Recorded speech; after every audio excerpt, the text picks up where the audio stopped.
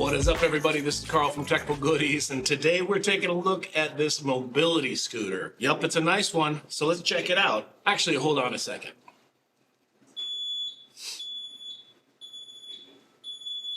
There we go. That feels more normal. In my normal chair at my normal desk. So anyway, we're taking a look at a mobility scooter, and you might say to me, Carl, you need a mobility scooter? Yes, I do. I did have some surgeries when I first had cancer, so it's in my pelvis. It makes it a little bit more difficult for me to walk long distances and kind of keep up with my family and stuff like that. So I have been looking for something like this. So when iScooter emailed me and said, would you like to try this out? Of course I said yes. So let's take a look at this thing. So when I received the scooter, it actually came pretty much assembled. The main body part was assembled, and all you kind of had to do was sort of get the chair or the seat area set, put on the armrests, put on the back basket, front basket, and kind of adjust a few things, a couple screws here and there. So it wasn't too difficult of a setup. As you can see, my son was kind of helping me here put it together. And once it was all said and done, it was pretty much ready to go. Now, one of the things I was a little bit concerned about when they did contact me was the fact that I am 6'6", 280 pounds, and I wanted to talk to them about how I would fit on the scooter, because if it was not going to fit me, I didn't want to waste the time of either of us.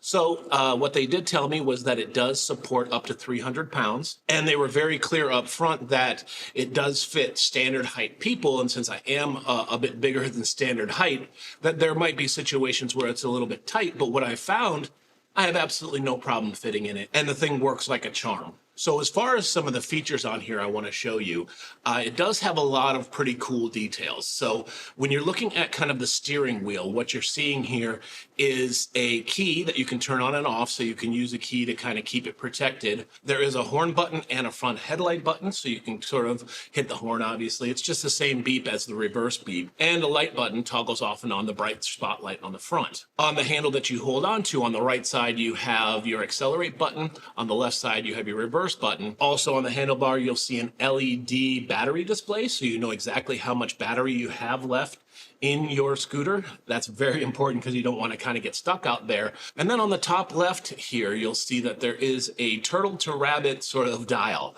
Now that's your speed. So what I have found is this thing moves pretty quick. They say it goes up to about 6.2 miles per hour. But what I found is when you're sitting on a mobility scooter and you're going 6.2 miles an hour, it's nice and quick. Now that works great if you're going in a parking lot from your car into the store, but I like the ability to be able to take that little knob and turn it down, so when you're in a store, you're not just ramming into people. You're able to sort of maintain your speed or pick the speed that you want.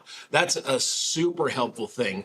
I have used mobility scooters that the Costco or Target offers, and they're just miserable to drive around in. And one of the things that I do like the best is the automatic sort of braking ability. So if you're going 6.2 miles an hour and you're just cruising along and you let go, it'll automatically slow down. It doesn't jerk you or anything like that, but it will just slow you right down and stop. It's a very confident feeling when you're driving around. The other thing is that it also has that automatic braking or the automatic slowdown on hills. I was in Bass Pro Shop the other day, and they have this bridge that kind of goes up and over their water feature. And when I was coming down, I was a little bit concerned, was it going to stop? Do I need brakes? And no, I just let go of the accelerator and it slowed down and went down that hill just fine. So I think that's great because you always want to feel comfortable and safe, especially when you're driving in a store around people. Now it has a 20 amp hour battery, so that should get you about 20 miles of range when you're driving around. It may be a little less for me, a little more for you, depending on your weight.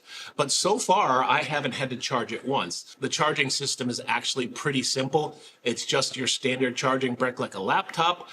And it just plugs into the front and charges it up. Well, one of the things I think is important to note is that it does have a removable battery. The reason that it's important that the battery is removable and it's easily removable is the fact that you're going to want to put this into your car, and the battery is very heavy, so you can actually pull that battery out, put it in separately, and then fold the scooter down and put it in your car. You can easily take off the chair to give yourself a little bit more vertical room when you're putting it into a car or even a trunk, but it really does help to be able to take that battery off, and then you're not trying to lug the entire thing into the car, because with the battery and the scooter, it's pretty heavy. So as far as additional safety features on the mobility scooter, you have a front bumper. So if you do bump into something, it doesn't damage anything. It has rear anti-tip wheels in case you're going up a hill and it wants to go backwards. It'll help stop that from tipping backwards. Headlight, obviously, that I talked about earlier. A reverse warning bell, like most scooters do, just to make sure people know that you're backing up. And the tires are 9-inch solid tires. They're not air tires, they're solid tires. So that's going to give you the ability to go over multiple surfaces, whether it's concrete or it's asphalt or light dirt or grass. You can go over all that stuff. And one of the things that I like is the fact that it can also go over asphalt that's not super well maintained. You know, if there's bumps and stuff, you can just go right over it and it handles it really well. As far as accessories go, they give you a front basket, which is a pretty big basket you can see here, and also a back basket. And the back basket is connected to a back bracket. So that bracket also has a cane holder. So if you do use a cane, it's something where you can kind of clip your cane into that and feel comfortable that it's not going to fall out. Now, what I was saying earlier is that you can remove these accessories. You can remove that back bracket. You can remove the armrests. You can actually remove the seat. I may look into getting an upgraded seat because I'm so big. I might want just a little bit more backrest or whatever. But so far, I haven't had any issues with it. I've been using it a lot, actually. And what it does is it actually opens up a world of freedom that I didn't have before. I couldn't just go to Costco. I couldn't just go to Target and drive around and do some shopping. I couldn't do it. I couldn't walk those long distances. And now I can go with my kids and just cruise around and enjoy myself. So a couple additional features that I think are kind of worth noting here is the fact that it has front footrests in case you want to have your foot elevated a little bit. Like I said before, that does have armrests, but they're foldable armrests in case you need to be able to get up and pull that armrest up and get it out of your way so you can exit the scooter easily. It also has an adjustable seat up and down depending on your height. Like I said, you can remove the seat completely, but as it goes into its post hole, it also has a small little pin that you can kind of put in the different holes to adjust the height of the seat. I think they've done a really good job at kind of designing this in a way that it helps to meet your personal comfort and how you want to ride on the unit itself based on your body size, your disability, or whatever you need to do. But one other cool thing and sort of a safety feature is the fact that it has a sort of switch down here, as you can see, where you can switch from motorized mode to push mode. So on the off chance that you do run out of battery